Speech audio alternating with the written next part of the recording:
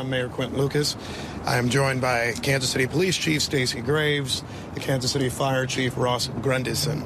One thing that we want to note at the outset, the situation continues to have updates. Things will continue to change throughout the night.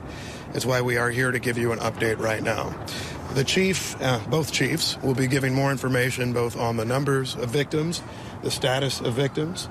The chief of police will give more updates on the investigation. A few things to note that we talked about earlier. In terms of who was in danger, what existed, it is my view, as someone who did have to run at the sound of shooting, that there were a number of people who were, in the very least, caught up in the incident in some way. Myself, my wife, lots of families, players, chief staff, and others, their spouses, their families, a number of people who were in or near Union Station. So many people have been touched by this incident, and we recognize that. We also pray not only for the victims, including the decedent that was discussed earlier and their family, but also the victims of the shootings right now who we hope are recovering inside our hospitals. We'll continue to give you updated information. At this point, we've talked to our federal partners. We have also talked to the Kansas City Chiefs. We will be talking to the National Football League and others. More so just to hear that all are safe who are with those institutions, and we continue to hope that all of those who were impacted are safe. To the extent you have information about suspects or others, we do encourage you to call the police. However, if for whatever other reasons you have information about the incident, we will be looking to share that through different methods. So if you have information about the incident, suspects and others, please call the police. If you're looking for other information, we'll try to continue to give you regular updates. I'll say this final thing, and then we'll come back for questions at the end. Today was tragic for everyone who was part of it. I had the chance to talk to my wife just a moment ago, who said we became part of a statistic of too many Americans, those who have experienced or been part of or connected to a mass shooting. That is something that I hope we all recognize is highly problematic for all of us. I continue to commend our police officers, our firefighters, and others who were there to respond instantly. But we also need to figure out a way to make sure that things like this stop happening in our country.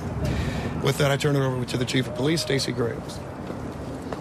Thank you. I just want to echo the mayor's thoughts and his prayers, and also to acknowledge that not only the victims who were actually hit by gunfire, but there are a lot more people who are going to be forever impacted by what happened here today.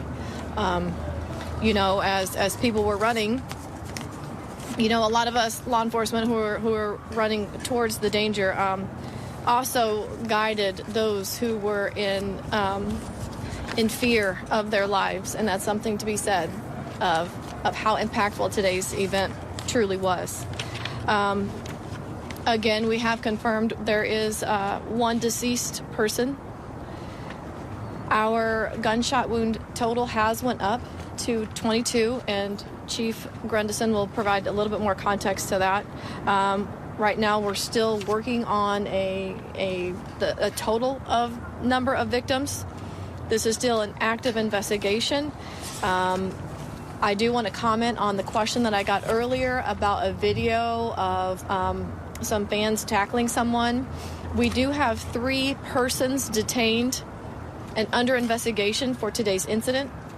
We are working to determine if one of the 3 are the one that was in that video where fans assisted police.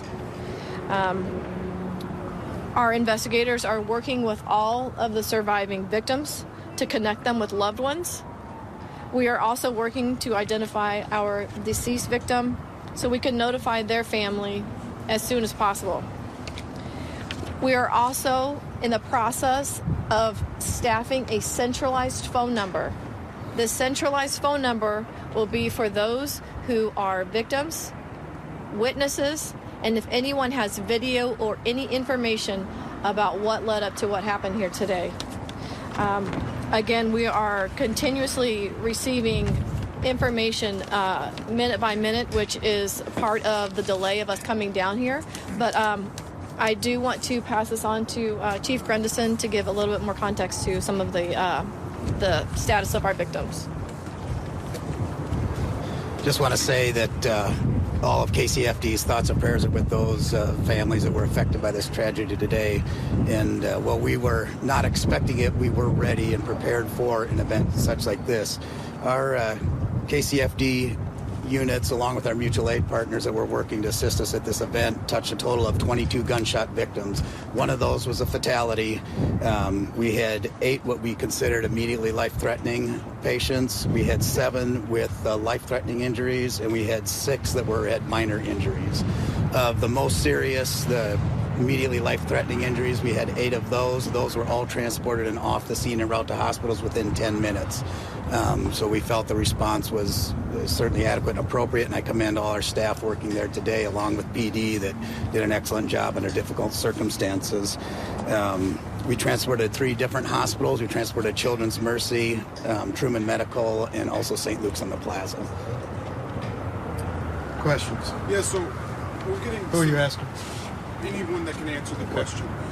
So we've heard people talk about gunshots that they heard near the west side of Union Station, and then also gunfire and situations that happened near the fountain and the stoplight over there near the intersection with Ocean. Was there 2 separate scenes? Was there one big scene? Do you know the answer to that question? That is still an active scene. That is a large ground to cover, as you know, the size of the Union Station. I will tell you, we have located that crime scene on the west side of Union Station.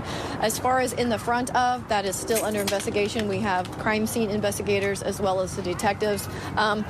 We had a lot of our assault squad detectives and our homicide detectives that were actually in uniform today working the assignment. So not only did you have uniformed presence immediately responding to the scene, rendering aid, going towards danger, but you also had detectives that were immediately on the scene that are still there and actively working.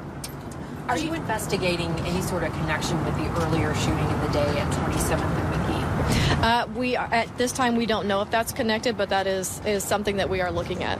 Children's Mercy says that they want parents to contact them if they don't know where their children are. Do you know that there may be, are there kids there who have a parent? I can tell you we have detectives at all of the local hospitals that are investigating, like I said earlier, trying to connect our victims to their loved ones.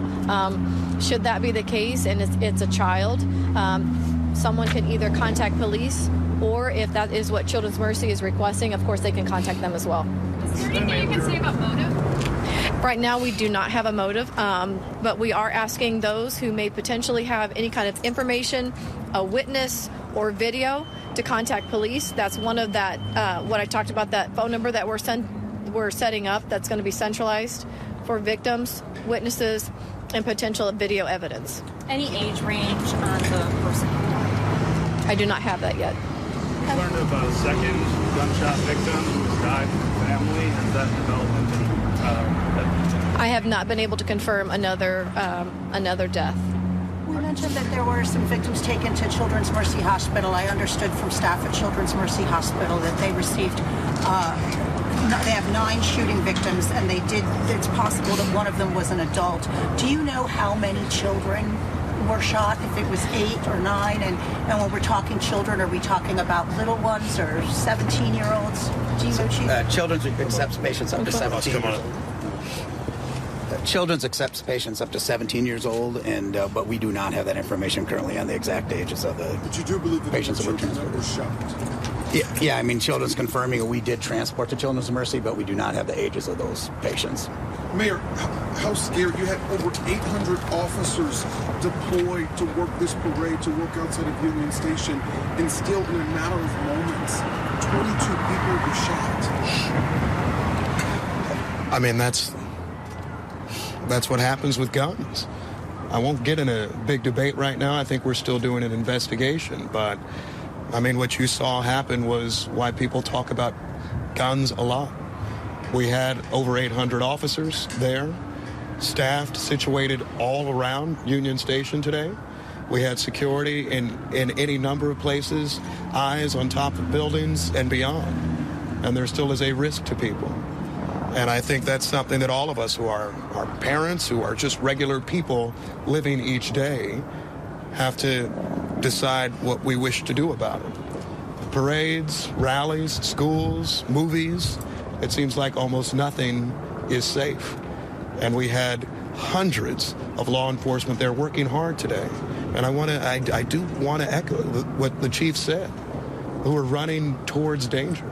But in a matter of seconds, someone who wants to disrupt anything, someone who wants to create any type of situation, or someone who is very simply reckless, can change not just one life or two lives, but almost 24.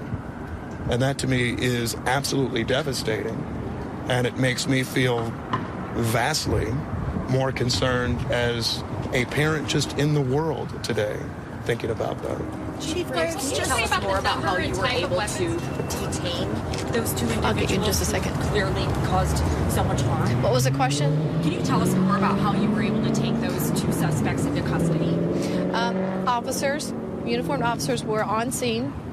I don't have all the information of exactly what they witnessed, but there was a pursuit, apprehension, slight injuries by our officers taking someone into custody. But as far as directly answering your question, I don't have that information right now. Chief Graves, you have two gunmen in custody.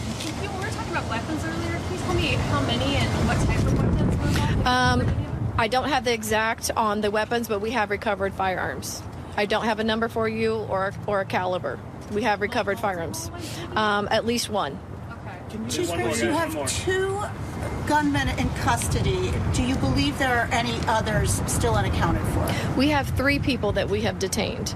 And that is what we are asking for, is if anyone has any information, is a witness or has any kind of video that may provide us if there is anybody else that was involved in this. So is there a risk to the community at this point? No, at this time, the scene has been cleared. It's being held. And when I say cleared, I say the scene has been made safe and it's been cleared. Right now, we are in the investigative portion of that, collecting evidence, whether that be digital evidence or physical evidence. That is what we are doing right now. And we're also conducting interviews. Obviously, we have several victims that we need to have a conversation with, to ask questions, also witnesses. So there's a lot of work ahead in this. This is just the beginning stages, but we are moving as fast as we can. Can you explain that there was like a 5 minutes between the first shots and the second? All of that has not been determined just yet. The number of shots, the time in between them, the motive, all of that is still actively being investigated. So we don't know if there were 2 separate scenes. We don't know the answer to that at this point. I cannot confirm that yet. And did I miss this? Last Was one this here, inside or outside Union Station? This was all outside Union Station. Thank you. And you Thank can you say guys. that Thank you. person Thank you. might have just been somebody who was helping police. I just want to make sure I'm right with my facts. You said you have 3 people in custody. We have 3 people that are detained for investigation. I didn't want to yell it out. All right, let's bring back ABC News contributor and former chief detective for the NYPD, Bob Boyce. Bob, thank you for joining us again. You just heard Chief Stacey Graves confirm to us now that 1 person has died, 22 gunshot victims. This is still an active investigation. Now, they confirmed that out of the 22 gunshot victims, of course, I said 1 person has died.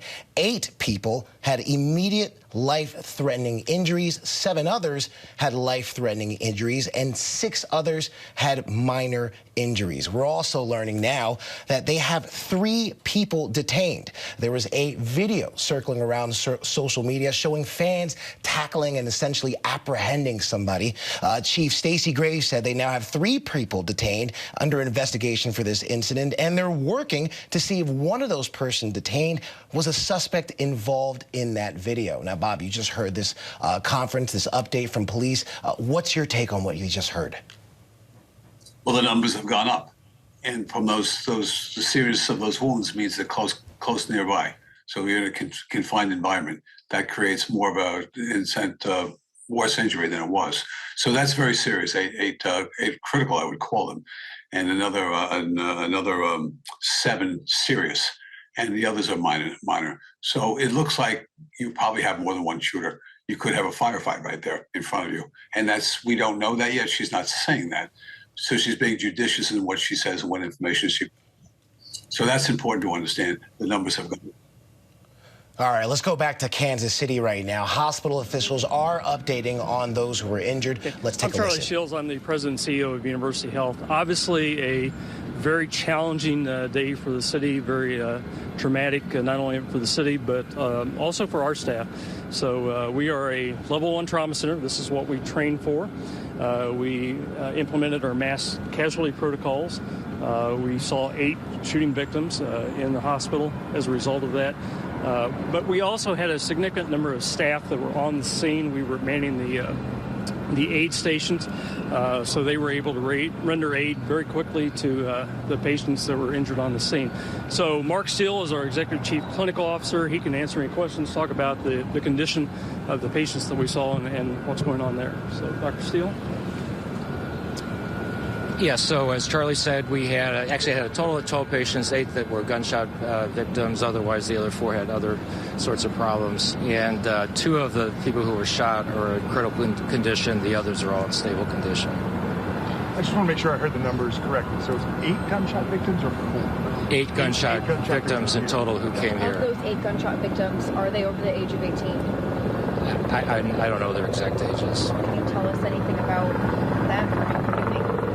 I mean, all I can tell you is that 6 are stable and the other 2 are in critical condition. We saw some of your staff running into the hospital here, and we also saw some of your staff that were stationed here waiting to accept people that coming in here. What type of protocol do you train for and then had to activate today? Yeah, as a level 1 trauma center, we train for this kind of thing. We obviously hope that it never happens, but we were actually very well prepared. We had enough notice that we were going to get some patients. We didn't know exactly how many. Fortunately, being during the day, we had a lot of professionals, a lot of physicians on here present. And so very quickly, we discontinued starting any new surgical cases so that those surgeons and anesthesiologists would be available for any patients who had to go to the operating room. We called in some additional people early to come here to help out, additional emergency physicians, and some other surgeons came from home. Lisa Lopez Galvan passed away at the hospital. Sorry. We have reports from the family that Elisa Lopez Galvan died recently in the hospital. Are you able to confirm that? We didn't have anyone die at the hospital here. What are your takeaways from today? Obviously, a wonderful day here that has turned into a tragedy. Yeah, well, I mean, obviously it's a big tragedy, such a big celebration, everybody having a lot of fun, and it's wrapping up and people are going to head home, and all of a sudden this happens. So, and as Charlie said, it's very traumatic. It's traumatic for anybody who was there in the area, not only our staff, but all the people who were around and saw this, and so it's really very unfortunate. One more question? When you say critical condition, can you explain that to our viewers, give them a scope of what that means? Well, that means they're very, very sick, and certainly we hope that they're going to survive, but when somebody's in critical condition, certainly things can turn south, but we hope that doesn't happen with these 2 individuals. Thank you guys for your time. Everybody. I appreciate it. Thank you. Thank you. We are just rounding up. All right, so you heard there 8 gunshot victims here at University. All right, let's bring back ABC News contributor and former chief of detectives for the NYPD, Bob Boyce. Bob, you just heard the update there from the hospital. 12 patients, 8 had gunshot wounds, 2 are in critical condition. The other 6 are stable. They described the critical condition as someone being very sick, hoping to survive, and that things could turn south quickly. Now, you heard them right there, the police talking, saying that they're looking for help. We heard them talk about setting up a central hub for the victims where witnesses or anybody with video can actually put those in there to help the investigation move on. What does that look like, setting up that central hub, and exactly how helpful is something like that to an investigation like this? It's critical to the investigation to get the public input, what they've seen, what they saw, and if they have any evidence that you could pull. That centralized number plays a big role. It's a hotline, if you will. And it's also, we also have Crime Stoppers in many cities as well, where the person will be rewarded for that information as well at some point. Now, that could tell you a lot about motive, can give you a name to run with and to give it to detectives, go speak to this person, find out if they were there. Then look at video and see if that person aligns with video you have that you recovered, the digital evidence that the chief talked about.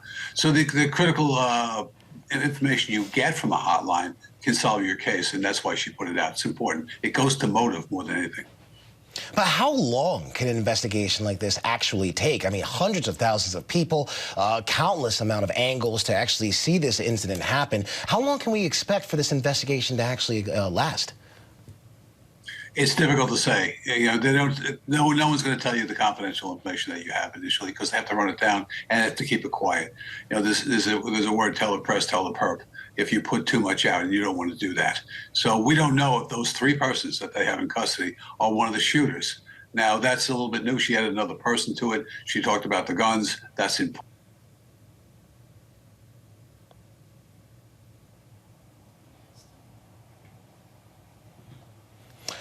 Again, we lost audio from Bob Boyce. Bob, thank you very much right now. Again, I want to reiterate, we do know right now that there have been 22 gunshot victims. 1 person has died, 8 immediately life-threatening injuries. 7 others have just what's being described as life-threatening injuries, with 6 others suffering those minor injuries. We're going to keep you updated on this breaking news. Hi, everyone. George Stephanopoulos here. Thanks for checking out the ABC News YouTube channel. If you'd like to get more videos, show highlights, and watch live event coverage, click on the right over here to subscribe to our channel. And don't forget to download the ABC News app for breaking news alerts. Thanks for watching.